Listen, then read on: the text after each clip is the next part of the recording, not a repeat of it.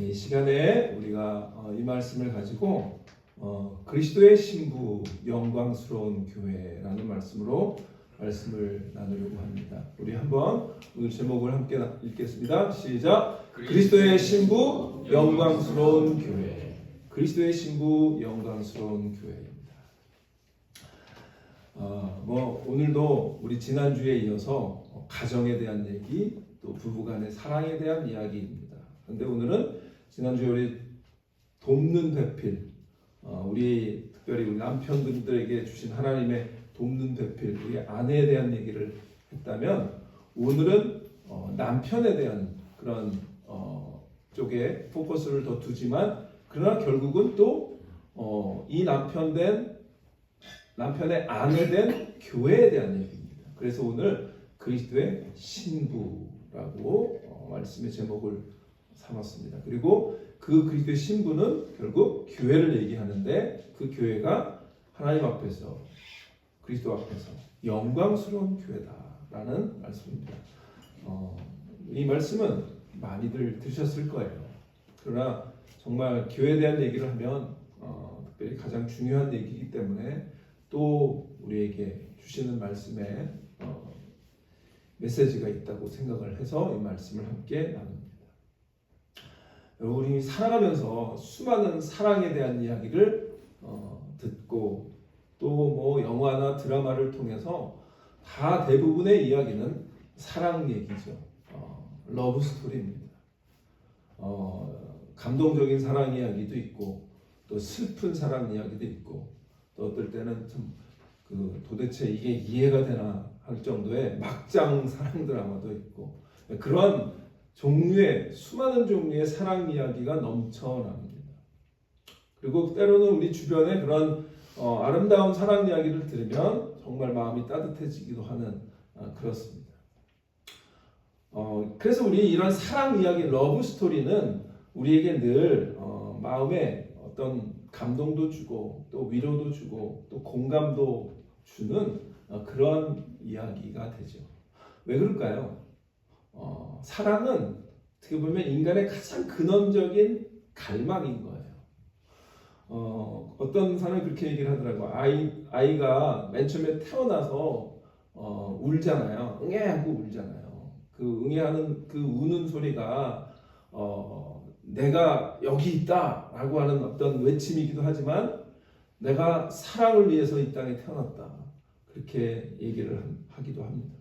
그만큼 이 사랑은 태어나면서부터 죽을 때까지 다 누구나 사랑받기 원하고 또 사랑을 주기 원하는 것, 그것이 인간의 어떻게 보면 존재의 어떤 그 목적이기도 하고 어떤 본질적인 존재 이유이기도 합니다. 그런데 그 사랑 이야기는 사실 성경보다 그 사랑 이야기를 더 위대하고 더 놀랍고 더 감동적이고 더 진짜로 얘기해 주는 것은 없죠. 성경만큼 하나님의 사랑을, 그리고 예수 그리스도의 사랑을 더 진짜로 얘기해 주는 그런 책이 없어요. 그런 스토리가 없어요. 오늘도 바로 그런 이야기죠.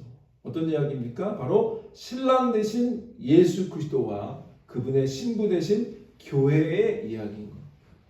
지난주 우리는 돕는 배필에 대한 얘기를 하면서 하나님께서 이 땅에 세운 두 가지 기관, Divine Institution, 신적인 기관이 있다고 말씀을 나눴습니다. 첫 번째는 가정이요, 두 번째가 교회라고 말씀을 했습니다.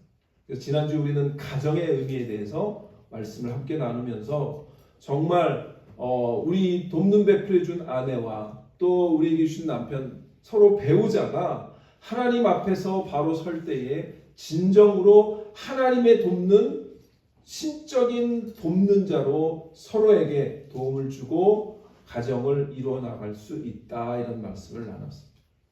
오늘은 또 하나님께서 세우신 또 다른 거룩한 공동체인 교회에 대해서 우리가 함께 나눌 때에, 특별히 오늘 이 말씀은 5장 25절에 보면 남편들아 이렇게 시작되죠. 그러니까 벌써 이 가정으로 비유를 하면서 교회를 얘기하고 있는 거예요. 그래서 에베소 5장 25절에서부터 27절의 말씀은 이 사랑 이야기, 남편과 아내의 이야기를 교회라고 하는 것으로 확장해서 하나님께서 오늘 우리에게 주시는 메시지입니다. 그래서 오늘 본문은 아니지만 에베소서 5장 32절에 보면 바울이 뭐라 그러냐면 이 비밀이 크도다. 그렇게 얘기합니다. 이 비밀. 이 비밀은 뭐예요? 남편과 아내의 사랑과 같은 그 깊은 사랑을 통해서 보여주셨던 그 그리스도의 사랑, 남편과 아내의 사랑만큼 그 귀한 깊은 사랑이 결국 주님께서 교회를 향해서 주셨던 그 사랑인데 그것이 비밀인 것 같다는 거죠. 그래서 이 비밀이 크도다라고 바울이 얘기하는 거죠. 그리고 오늘 우리가 읽었던 말씀은 이 영광스러운 교회라고 얘기를 하죠. 그래서 어떻게 보면 교회는 크고도 영광스러운 비밀인 거죠. 크고 영광스러운 비밀. 그게 뭐예요? 교회입니다. 그래서 오늘은 그리스도의 교회의 러브 스토리를 함께 나누면서 이 이야기는 결국 우리 가정을 향한 이야기도 하고 또 우리 교회를 향한 이야기다라는 생각을 하면서 함께 말씀을 잘 나눌 수 있었으면 좋겠습니다. 자, 오늘 우리가 본 것처럼 25절의 말씀은 남편들아 아내 사랑하기를 그리스도께서 사랑하신 것 같이 이렇게 얘기를 남편들아라고 얘기를 시작하면서 남편과 아내의 관계를 남편과 아내의 이야기의 문맥 속에서 교회를 얘기를 하고 있는 거예요. 그 앞에 보면은 이 가정에 대한 얘기를 한단 말이에요. 그래서 남편이 아내의 머리대미고 이런 얘기를 쭉 하면서 남편들에게 얘기하는 말씀을 하면서 갑자기 바울이 가정의 얘기에서부터 뭘로 가요? 교회의 얘기로 바꾸고 있는 거예요. 그 얘기는 뭐냐면 이 가정의 이야기가 결국 하나님께서 계획하신 가정은 결국 교회로 확장되어질 것을 말씀하는 것이기 때문에 그렇습니다. 여러분, 이 말씀이 기록된 그 사도 바울의 서신이 기록될 때 1세기에는 여성의 위치가 어땠을까요? 여성의 위치가 매우 낮았죠. 남편 중심, 남자 중심의 그런 사회였고 유대 사회나 로마 제국 사회나 여자들의 위치는 그렇게 높지 않았어요. 그냥 낮았고, 그리고 이 결혼이라고 하는 것은 가문의 이익이나 사회적인 어떤 계약에 의해서 어떤 그 베네핏, 어떤 이익 이런 것을 먼저 두고 결혼이 이루어졌어요. 우리도 마찬가지였죠. 옛날 우리 조선시대 때 보면 결혼이라고 하는 것이 이 어떤 그 서로의 어떤 정치적인 의미에서도 그랬고 어떤 부적인 부를 쌓기 위해서도 그렇고 또는 어떤 자신들의 가정의 위신을 위해서도 그랬고 어떤 계약 관계였단 말이죠. 집안과 집안의 계약 관계처럼 그렇게 그러니까 그때 당시에 결혼의 의미가 정말 사랑에 의해서 지금처럼 연애를 해서 결혼하는 그런 사랑의 어떤 가정을 이뤘던 것이 아니었던 거죠. 그런데 오늘 바울은 그러한 시대에 가정의 얘기를 하는데 그때 당시엔 전혀 통용되지 않았던 언어. 그때 당시에 볼 때 가정의 의미가 이거야? 라고 사람들이 감히 생각하지 못했던 언어로 얘기를 해주고 있는 거예요. 그러면서 이 남편들아 아내 사랑하기를 그리스도께서 교회를 향하여 자신의 몸을 주신 것처럼 해라. 그 당시에 남편들이 아내를 그냥 어떻게 보면 소유물로 취급하고 그냥 어떻게 보면 집안의 어떤 그 부 중에 하나, 자신의 어떤 그 부의 가치 중에 하나 이 정도로 여기던 시대에 남편들에게 명하는데 아내 사랑하기를 그리스도께서 죽으신 것처럼 해라. 그렇게 얘기한다고 하는 것은 사실은 이 말씀이 그 시대에는 어떻게 보면 굉장히 쇼킹한, 센세이셔널한 그런 이야기였던 거죠. 그런 면에서 이 성경은 그 시대에 정말 어떻게 보면 혁명적이기도 하고 놀라운 사회에 굉장한 그 스토리를 던져주는 이야기였던 거죠. 또 어쨌든 바울은요, 이 땅에 어떤 속해 있는 결혼 관계를 넘어서 훨씬 위대하고 영광스럽고 신비로운 연합, 그것이 가정이어야 되고 그것이 바로 그리스도와 교회의 관계여야 된다. 그 얘기를 하고 있는 겁니다. 그래서 어떻게 보면 그리스도의 사랑을 이 남편과 신부, 남편과 아내의 그림 언어로 설명을 해주고 있는 겁니다. 자, 그렇다면 오늘 우리가 이 말씀을 통해서 교회를 바울은 그리스도의 신부라고 얘기하는데 어떤 의미에서 주님께서 이 신부된 교회를 위해서 목숨을 내어주시기까지 사랑하셨나, 그 러브스토리를 우리가 함께 나누려고 합니다. 25절을 먼저 보면 바울이 이렇게 얘기하죠. 남편들아 아내 사랑하기를 그리스도께서 교회를 사랑하시고 그 교회를 위하여 자신을 주심같이 하라. 그렇게 얘기합니다. 그래서 첫 번째 우리가 이 말씀을 통해서 그리스도의 사랑에 대해서 얘기할 때 이 사랑은 뭘까? 이 사랑은 뭐냐면 그리스도의 사랑의 깊이에 대한 얘기예요. 사랑의 depth예요. 그래서 사랑의 깊이는 어떠한 깊이입니까? 그리스도께서 교회를 위하여 뭐예요? 자신을 주심같이. 그래서 이 첫 번째 이 말씀 25절을 통해서 우리가 기억해야 될 것은 뭐냐면 사랑의 깊이. 사랑의 깊이. 근데 사랑의 깊이가 뭘 위해서냐면 교회를 구속하시는 거예요. 선생님이 이걸 안 돌려줘서 제가 했어요. 사랑의 깊이. 교회 구속이에요. The depths of love, the church's redemption. 이 사랑은 그냥 어떻게 보면 우리가 세상에서 말하는 아까 말했던 그런 감동적인 사랑의 이야기들 이런 것들이 있죠. 그런데 그거와는 정말 비교할 수 없는 구속이라고 하는 사랑. 구속이라고 하는 사랑의 깊이인 거예요. 리뎀션입니다. 여기 리뎀션이라고 하는 말의 원래 원어는 값을 지불하고 누군가를 샀다라는 의미예요. 그게 구속의 의미예요. 그러니까 그 당시에 로마 제국에 노예 제도가 있었잖아요. 지금 어떤 역사가들은 로마 제국 하에 노예가 사실은 이 전체 인구의 반이 넘었을 거다. 이렇게 얘기하는 사람들도 있는데 우리가 그때 살아보질 않아서 정확한 숫자를 알 수는 없겠지만 그만큼 대부분의 사람들이 노예였다라는 얘기죠. 그러니까 로마의 어떤 귀족들이 가서 노예들을 그렇게 부리고 노예를 사는 거죠. 그런데 그 노예 시장에 가서 돈을 지불하고 그 노예를 샀다라고 했을 때 그 원래 원뜻이 바로 그게 구속이에요. 그게 값을 치르고 샀다라는 의미입니다. 그러니까 예수 그리스도께서 교회를 구속하셨다라고 하는 의미는 예수 그리스도의 십자가라고 하는 값을 주고 교회를 사셨다라는 거예요. 근데 여기서 25절에 보면 아내 사랑하기를 그리스도께서 교회를 사랑하시고 라고 했습니다. 사랑이라고 하는 여기의 단어가 뭐냐면 여러분 잘 아는 아가페죠. 아가페. 네. 아가페 사랑. 이 아가페 사랑은 우리가 뭐라고 얘기하죠? 자기 희생적이고 모든 것을 내어주는 사랑이죠. 그러니까 그리스도께서 교회를 어떻게 사랑하셨습니까? 자신을 주심같이 했다고 했어요. 자신을 주셨다.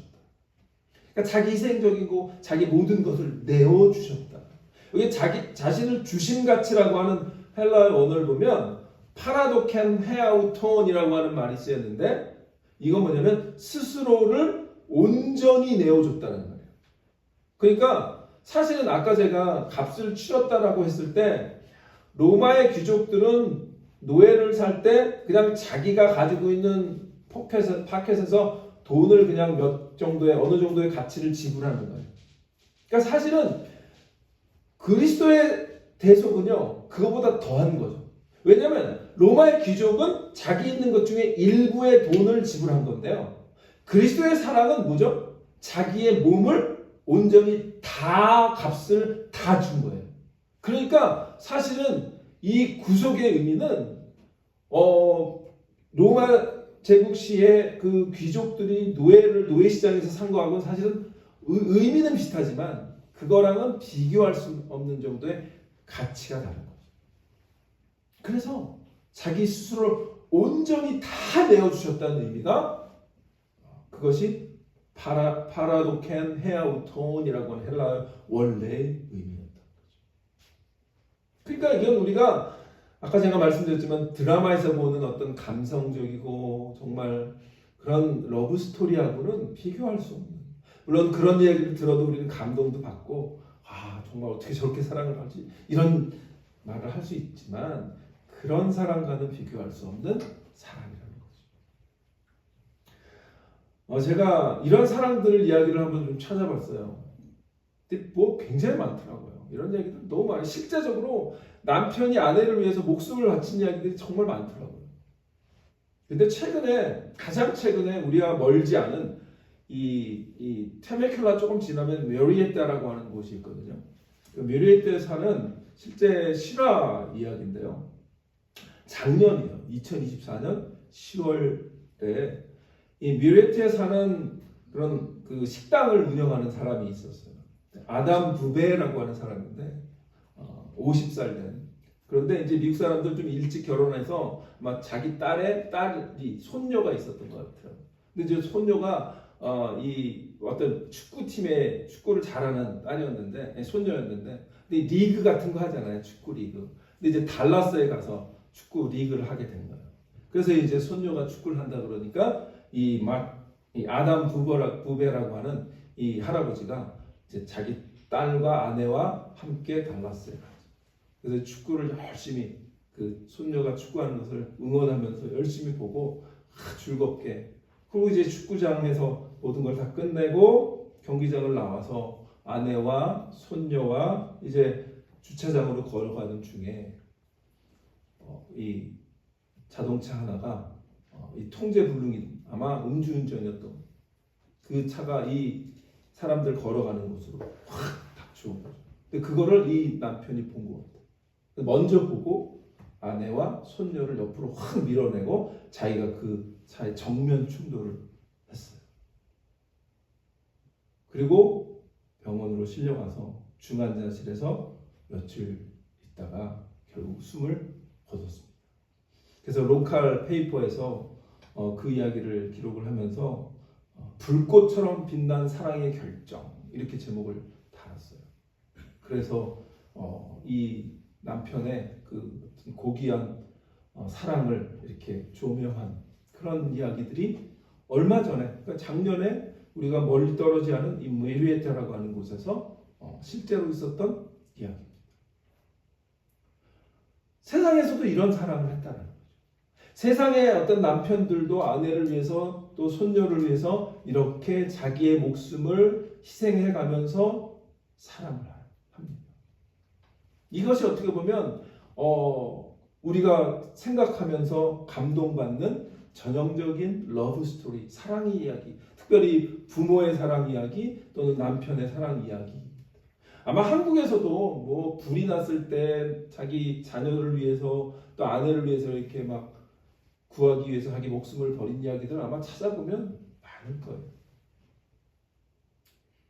그러니까 결국은 지금 바울이 이야기하는 이런 이야기들은 남편들에게 아내를 이렇게 사랑해야 돼 라고 얘기하면서, 그런데 기억해봐, 예수 그리스도의 사랑은 이거하고는 비교할 수 없어.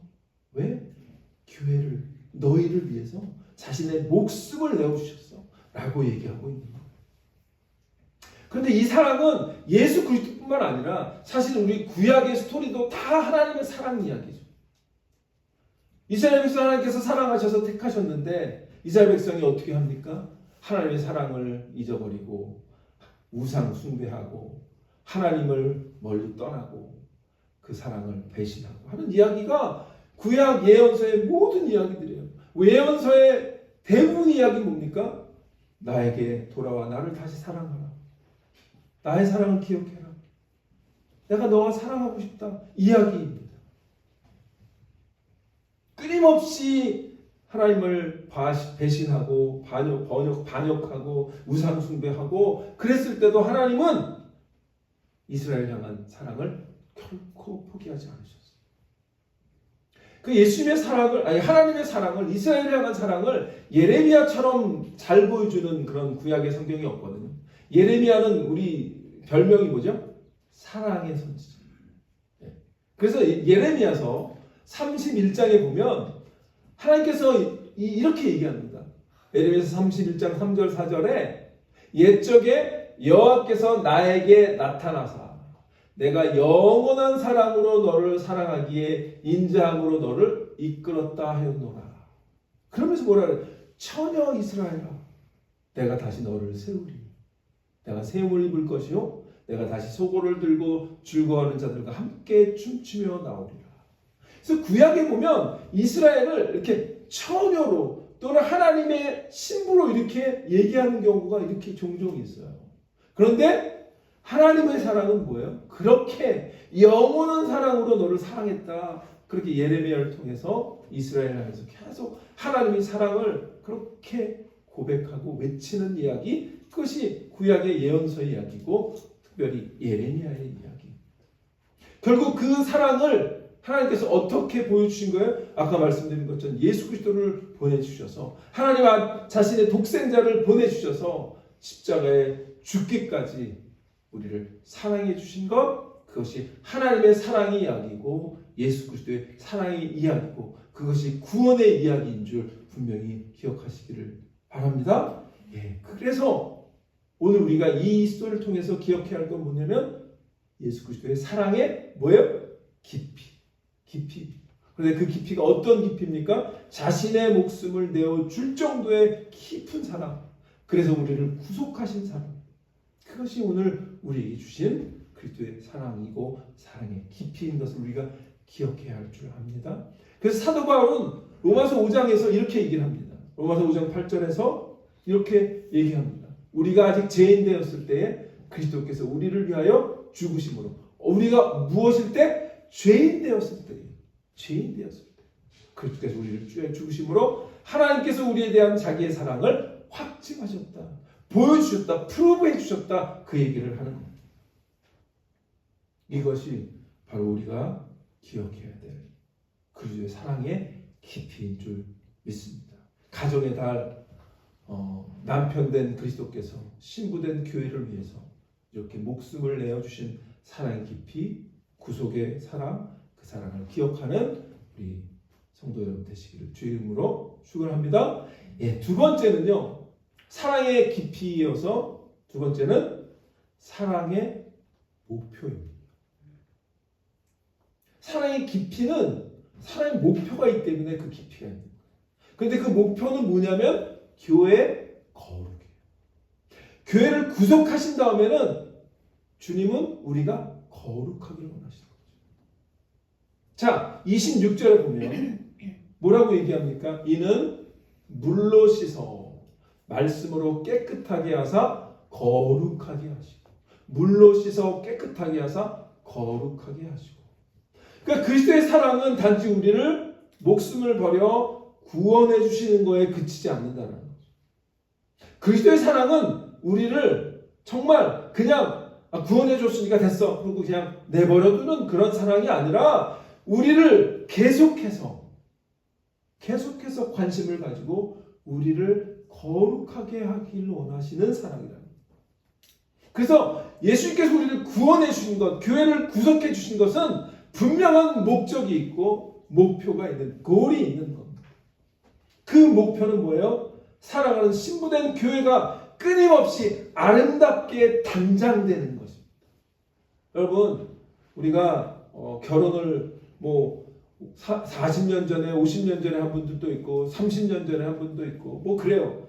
다 여러분들 오래전에 결혼하신 분들이 있는데, 자, 우리가 맨 처음에 결혼하면 우리의 신부가 점점점 다른들 앞에서 이렇게 빛나기를 원하잖아요.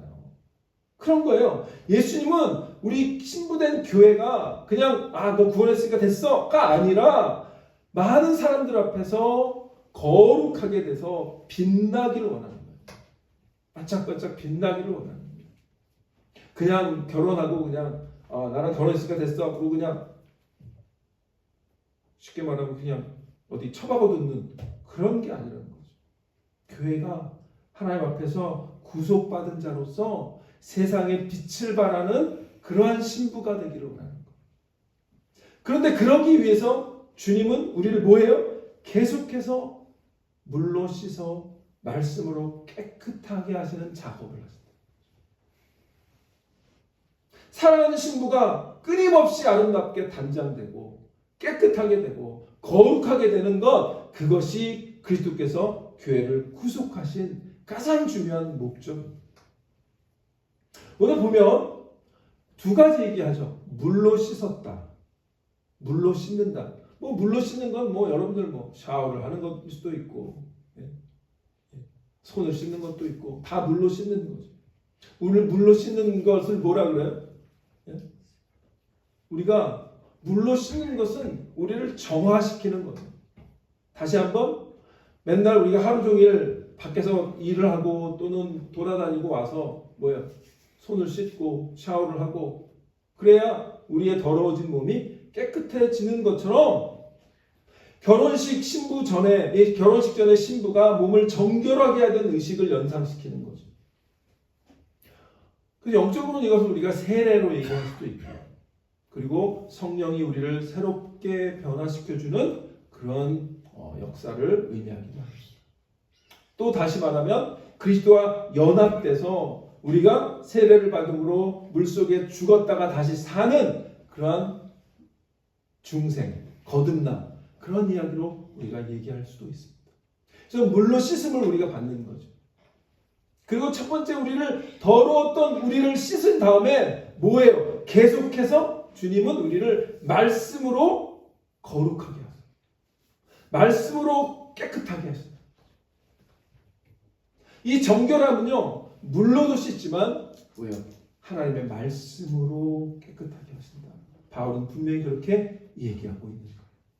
말씀은 살아있고 능력이 있어서 진리의 말씀으로, 복음으로, 하나님의 기록된 말씀으로 우리가 그 말씀을 배우고 읽고 묵상할 때마다 우리의 영이 새로워지고 깨끗해지고 거룩해지는 그러한 역사를 성령께서 우리 가운데 말씀을 통해서 계속해서 역사하신다는 거죠.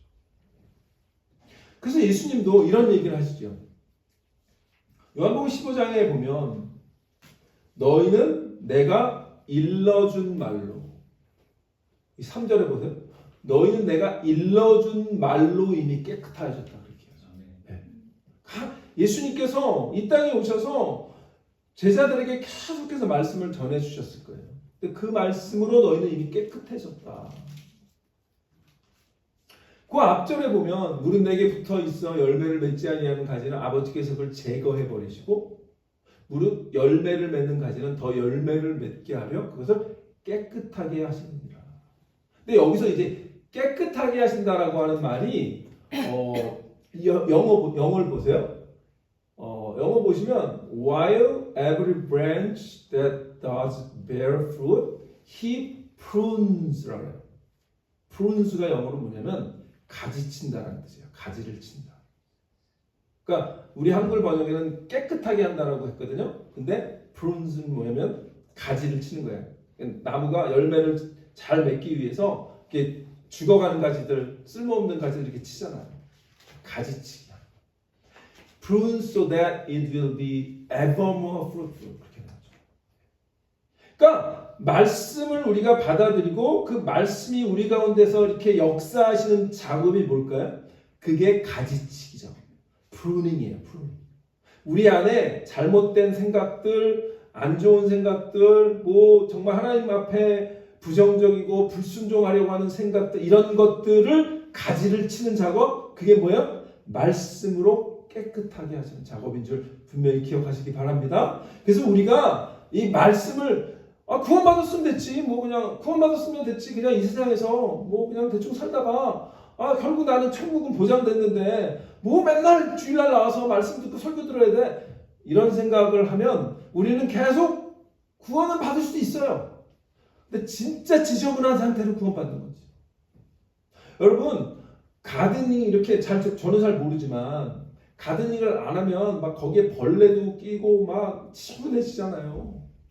그런 거예요. 우리가 어떻게 보면 예수님 우리를 포도나무 가지의 비로 하신 거잖아요. 이 요한복음 15장은. 그럼 만약에 우리가 오늘은 이제 신부에 대한 얘기지만 우리가 포도나무의 가지인 거라고 생각해 보세요. 그런데 나라고 하는 가지가 막 프루닝을 안 해가지고 가지치기를 안 해서 막 거기에 벌레도 있고 막 지저분한 게 많아요. 열매를 맺긴 맺겠지. 근데 포도 농부가 와서 그 가지에 열린 그 포도는 막 지저분해. 막 먼지도 많고 막 더러워. 벌레도 많아. 그럼 그거를 마켓에 갖다 팔까요? 아니죠. 폐기 처분하거나 뭐 동물에게 주거나 이렇게 될 거예요. 여러분, 우리가 구원받는 것, 천국 가는 것만 목표가 아니고 이 땅에 살면서 구원받은 자로 반짝반짝 빛나며 살게 하시는 것, 그것이 우리 그리스도의 우리를 향한 가장 중요한 목표고 목적인지 분명히 기억하시기를 바랍니다. 그래서 우리는 말씀을 계속해서 듣고 그 말씀을 통해서 우리가 프루닝하는 작업, 가지치기 하는 작업, 그것이 오늘 26절에 있는 물로 씻어 말씀으로 깨끗하게 하사 거룩하게 하시고 라고 하는 말씀의 의미예요. 아무쪼록 우리 디사이플 교회, 정말 제자 교회 아니에요. 디사이플 교회 아니에요. 그 제자는 지금 오늘 주님이 말씀하신 것처럼 너희가 누구예요? 예수님의 제자였단 말이죠. 그 너희는 내가 일러준 말로 깨끗해졌으니 라고 하시는 그 말씀을 듣기에 합당한 그런 우리 디사이플 교회 하나님의 자녀들 되시기를 주님의 이름으로 축원합니다. 교회를 향한 그리스도의 목표는 거룩입니다. 거룩이 뭘까요? 거룩함은 세상과 구별되어 하나님께 속해 있다라고 하는 소속감을 가질 수 있는 정도의 깨끗함인 거죠. 하나님의 성품을 닮아가는 깨끗함인 거죠. 그래서 이거는 한 번에 끝나는 게 아니에요. 평생 내가 살아있는 동안 계속해서 거룩함을 향해서 나아가는 과정인 겁니다. 그래서 말씀을 계속 사모하고 말씀 앞에 서는 겁니다. 그래서 바울이 뭐라 그러냐면 고린도후서 11장에 이렇게 얘기를 합니다. 고린도후서 11장 2절에 이렇게 얘기합니다. 바울이 내가 하나님의 열심으로, 그러니까 바울도 계속해서 자신이 세웠던 교회를 향해서 그 사랑을 가지고 그리스도의 사랑이 그리스도가 신부를 위해서 거룩하게 하는 작업을 하는 것처럼 바울은요 그 마음을 계속 갖고 있었던 것 같아요. 그래서 내가 하나님의 열심이라고 그러잖아요. 그러니까 하나님의 열심이 뭐였어요? 아까 이스라엘이 하나님을 배신하고 떠나가고 우상숭배해도 계속해서 선지자를 보내서 나에게 돌아와라 라고 하는 그 열심, 그 열심의 궁극적인 클라이맥스가 누구예요? 그게 예수님이셨잖아요. 그런데 바울이 그 얘기를 하는 거예요. 내가 하나님의 열심으로 너희를 위하여 열심을 낸다. 그런데 그 열심이 뭐예요? 내가 너희를 정결한 처녀로 한 남편이 그리스도께 드리려고 중매한다. 얼마나 기가 막힌 그림 언어입니까? 바울은 지금 하는 모든 것이 바울이 평생 목숨을 걸고 복음을 전하고 이방인의 사도가 된 것, 그리고 그 지중해 연안에 죽음을 무릅쓰고 복음을 전하고, 그리고 에베소 같은 데에는 3년이나 가서 말씀을 가르치고 했던 그 모든 선교 사역과 목회 사역이 다 하나인 거예요. 목적이 뭐예요? 그 교회가, 내가 세운 교회가 정결한 처녀로 남편인 그리스도께 영광스럽고 아름다운 신부로 설 수 있도록, 거룩한 교회가 될 수 있도록 그 일을 한 겁니다. 저는 이 말씀을 보면서 저도 사실은 목회를 하는 목회자로서 이 바울의 심정을 하나님 허락하여 주옵소서, 그런 마음을 갖고 기도합니다. 목회를 하다 보면 여러 가지 다른 생각들을 할 수 있거든요. 내 이름을 내고 싶기도 하고, 그렇게 막 사이즈를 크게 키워서 막 어떤 외적인 것으로 막 목표를 하고, 그러다 보면 본질을 놓치는 거죠. 본질은 뭐다?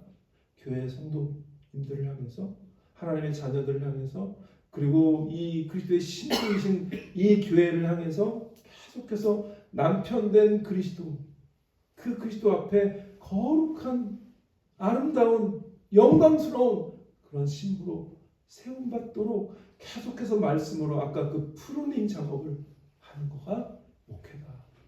그런 말씀을 저에게 주셨습니다. 여러분도 이 말씀을 통해서 오직 이 세상에 더럽히지 않고 깨끗한 거룩한 신부로 서기 위해서 우리 함께 나아가는, 그래서 그렇게 결단하는 그런 우리 디사플교회 여러분 되시기를 축원합니다.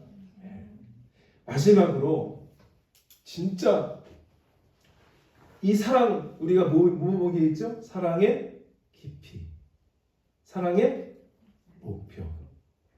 그럼 뭐가 있을까요? 깊이와 목표가 있는데 그 목표가 최종적으로 뭐 하는 거죠? 완성되는 거예요. 사랑의 완성. 근데 이 사랑의 완성은 뭐냐면 교회가 결국 영광을 얻는 거예요. 교회의 영광입니다. 27절 자기 앞에 결국 뭐예요? 영광스러운 교회. 거룩을 향해서 계속해서 말씀을 우리가 받고 하는 그 이 땅에서 거룩한 존재로 계속 세워져 가는 이유는 마지막 완성을 향해서 가는 거예요. 파이널 그 컴플리션이 있는 거예요. 예, 아까 그 앞에 다시 영어를 보시면 영어는 여기에 보면 culmination이라고, 사랑의 완성. 예. 예. The culmination of love. 이게 completion이라고 하는 의미이긴 하는데 이 완성되는 거예요. 이제 더 이상 이제 끝이에요. 끝. 예. 더 이상 거룩할 정도가 없을 정도로 완전한 거룩, 그 완성이 되는 겁니다. 그게 교회의 영광. 그게 영광. 그래서 바울이 자기 앞에 영광스러운 교회로 세우사. 근데 27절에 보면 재미있는 표현을 합니다. 티나 주름 잡힌 것이나 이런 것들이 없이 거룩하고 흠이 없게 하려 하시더라. 그래서 세 가지 말을 해요. 티, 주름, 흠. 자, 우리 교회는 특별히 이 주름 잡는 분들이 많죠. 네. 그런데 여러분, 이게 옷을 보면 티가 보이고 주름이 있고 흠이 있단 말이에요. 그것을 우리가 깨끗하게 빠는 거예요. 근데 우리의 옷도 그런데 우리의 내적인 상태에서 티, 주름, 흠 이런 것들이 발견되지 않기를 하나님이 원하시는 거죠.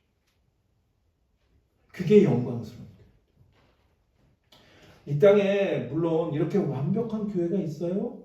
없죠. 없어요. 목사 자체도 저도 얼마나 흠이 많고 티도 많고 주름도 많고. 그럼 뭐죠? 예, 그런 연약한 존재지만 목표는 있는 거예요. 그 고를 향해서 가고 있는 거예요.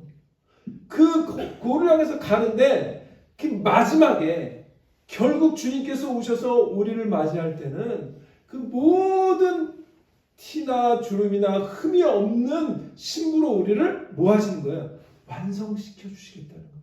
그 하나님이, 그 주님의 약속인 거예요. 연약하지만 우리는 그 영광스러운 미래가 있기 때문에 그 소망을 붙들고 이 땅에서 신앙생활을 하는 것, 그것이 여러분들의 신앙생활인 겁니다. 믿으시기 바랍니다. 예. 그래서 자기 앞에, 주님 앞에 영광스러운 교회를 세우기를 원하시는 것, 그게 주님의 마음이고 주님의 사랑이에요. 사랑의 완성. 이 러브스토리의 클라이맥스는 신랑 되신 그리스도께서 자신의 신부된 교회를 자신 앞에 완전하고 영광스러운 모습으로 자기 앞에 세우시는 그날, 그것이 이 러브스토리의 클라이맥스입니다. 그것이 주님께서 세우신, 직접 피 흘려서 세우신 이 땅의 모든 교회를 향해서 꿈꾸는 교회의 모습인 줄 믿습니다. 그렇다면 우리 디사이플 교회도 이런 신부의 최종적인 모습을 꿈꾸면서 나아갑니다. 예? 이 땅에서 비록 연약하고 부족한 것도 많고 허물도 있고 그렇지만 그러나 주님께서 그 사랑을 통해서 우리를 구속하시고 거룩하게 하기를 원하시고 결국은 영광스러운 교회로 세우기를 원하시기 때문에 우리는 그 목표를 가지고 믿음을 가지고 함께 가는 거예요. 그러다 보면 하나님께서 우리를 조금 더 지금 오늘보다 내일이 더 깨끗해지고 또 내일보다 모레가 더 아름다워지는 그런 교회가 분명히 우리 가운데 임할 줄 믿습니다.